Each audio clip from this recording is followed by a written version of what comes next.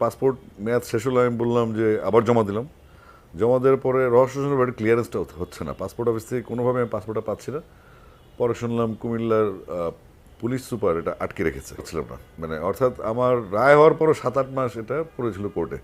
তো সব মিলে 3-4 বছরের একটা চক্করের মধ্যে ছিলাম আমি, যেটা আমার পেশাগত জীবনকে ব্যাপক ক্ষতিগ্রস্ত করেছে, একটু ডিসঅ্যাপয়েন্টেড করেছে। স্বাধীন দেশের স্বাধীন নাগরিক আমি পাসপোর্টটা পাবো না কেন? তো এগুলো তাদের অনাচারের একটা বিভিন্ন বহুমাত্রিক অনাচারের একটা মাত্রা ছিল, এটা আর কিছু। কনসার্ট করতে পারেনি, এটা তো সবাই জানে, এটা দেখেছেও।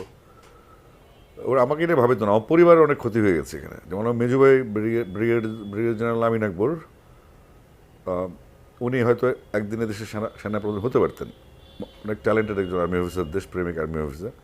তো ওনার পথটা ব্রিগেডিয়ার জেনারেলেই থামানো হয়েছে। আমার ছেলে, ছোট ছেলে, দুবার ও আইএসএসবি অ্যাটেন্ড করেছে, তাকে বলে